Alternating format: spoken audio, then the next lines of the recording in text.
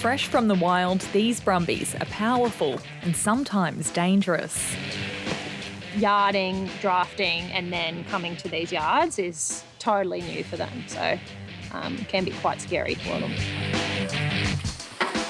These wild or feral horses have been trapped in pine plantations on the outskirts of Gympie in southern Queensland. As the population grows, the animals that typically weigh more than 300 kilograms spread closer to the roads, putting drivers at risk.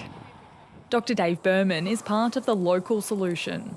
We catch them and find homes for them to reduce the risk of that, of collisions between horses and people. Usually it's the horses get killed, but eventually, you know, there will be people killed. About 3,000 brumbies are estimated to live in the Chuan and Talara state forests.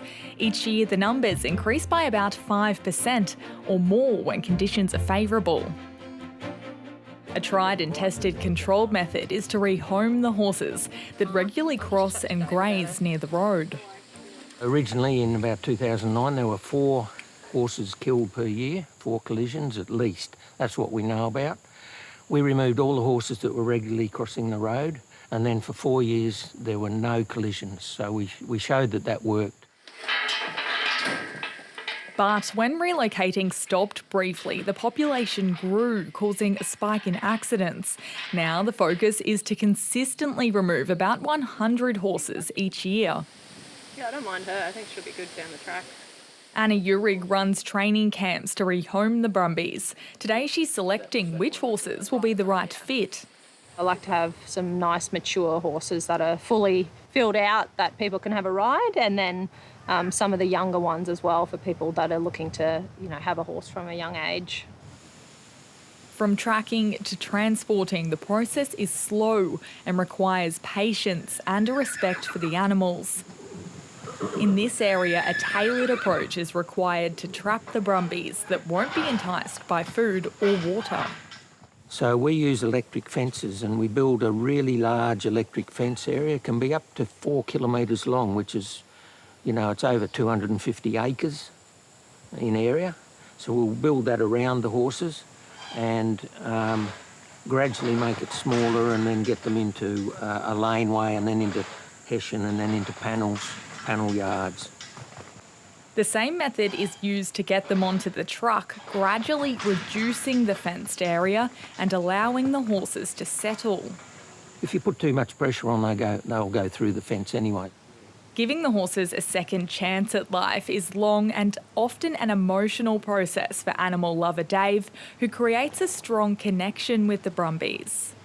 They're wonderful animals, and that fella with the curly mane that I loaded, he's pretty special. He's so frightened, but he trusts me already. It's very special.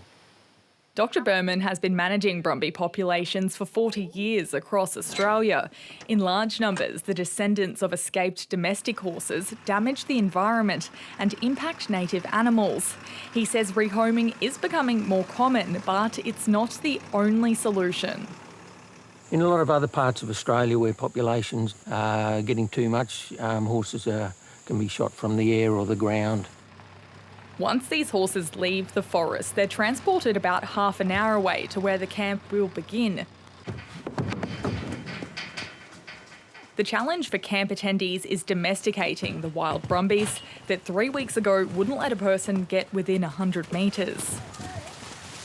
Hopefully by the end of our time here before the camp starts, they've gotten used to the yards and settled down a bit. So, yeah, I think we've picked some nice ones.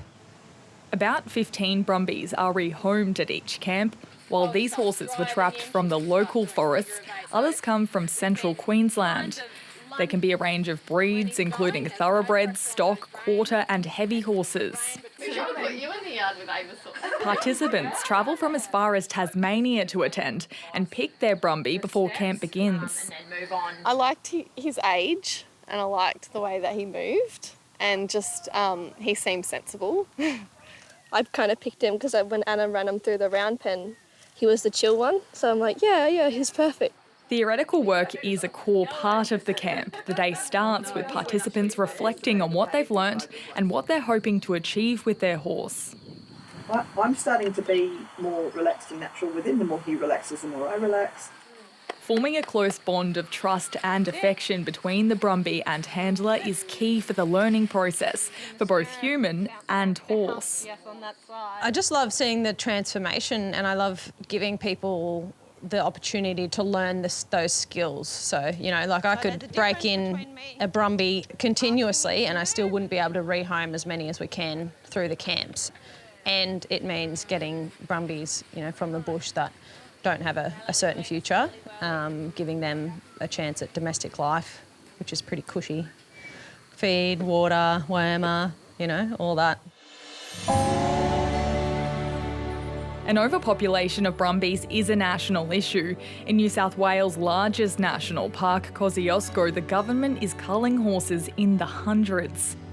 In 2022, about 18,000 horses were estimated to live in the park, but as part of a state government management plan, more than 15,000 Brumbies could be killed by 2027, to the despair of passionate locals.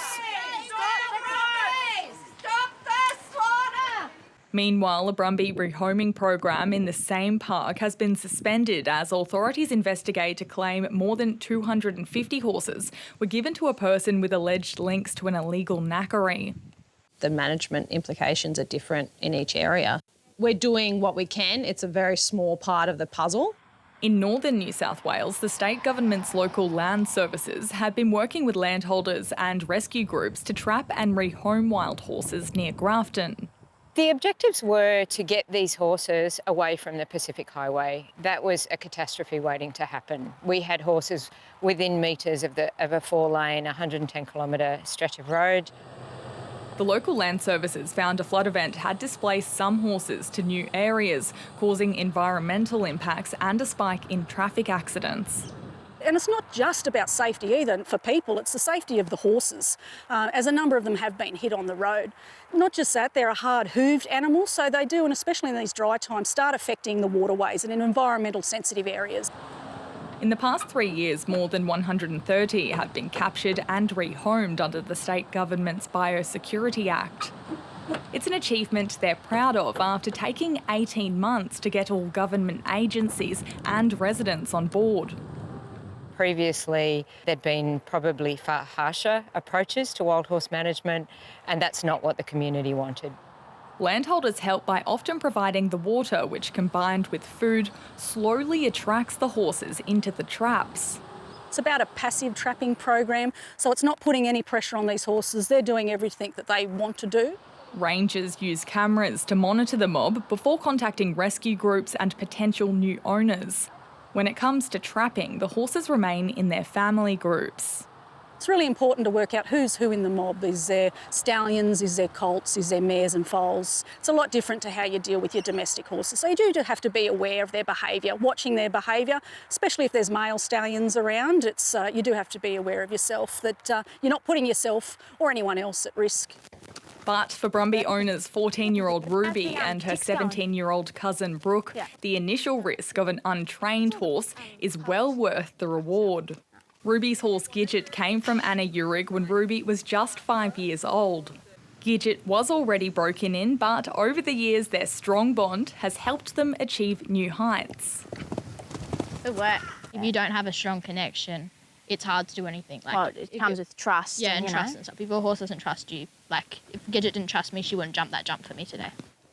After being old enough to attend the Brumby Project camp, Ruby now has a herd of 4 and is patiently training Brumbies after they're trapped in the wild. Good boy.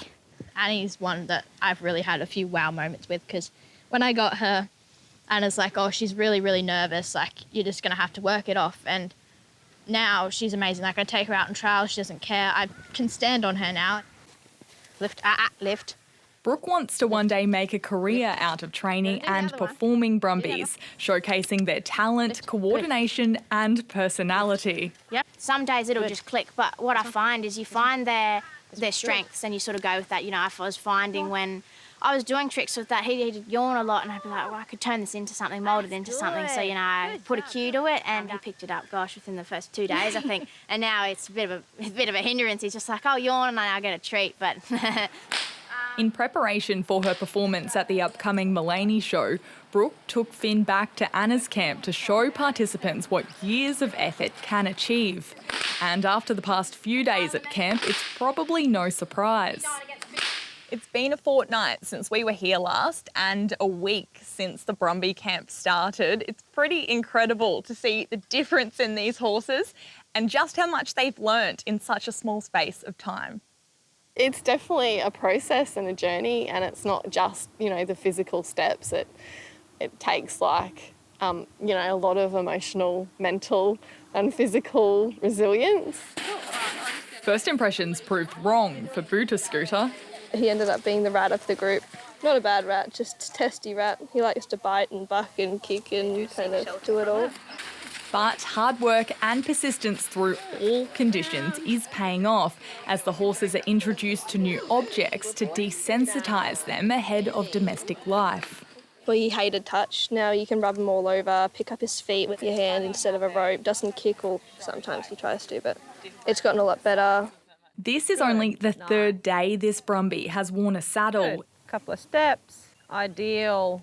It's taken hours building trust to let 14-year-old Lily get this close. But under the watchful eye of trainers, just 8 days after meeting, Lily has her first ride. Only a few days ago, she just maybe let me touch her nose. Like, for me, that's incredible. That's like, it's gone so quickly, but she's also so just amazing. Before attendees leave the camp, they'll know how to check their hooves, provide care and safely load them for transport. Melissa Tunis's resilient Brumby Valor will join her herd of domestic horses that she uses for equine therapy. Amazing to think that, you know, when we got here last Friday, he'd never been touched. It just like shows you how resilient they are and just how willing, it'll make me cry, how willing they are to try for us and give us all that they have, even though they might be, you know, scared or have things that they have to get through and past. But yeah, they try their hardest. The camp is only the first part of their journey. To successfully transition them to domestic life, they need to keep up the time and effort spent with their horses. The highs are really high. Once you give them a chance, they'll do anything for you. Like, she's already proved that to me. Like, she's just so smart to catch on, and she'll do anything for Lucen as well. Loves a bit of food. But beyond that, past participants of the camp say the biggest challenge with rehoming a Brumby is fighting off the temptation to buy another.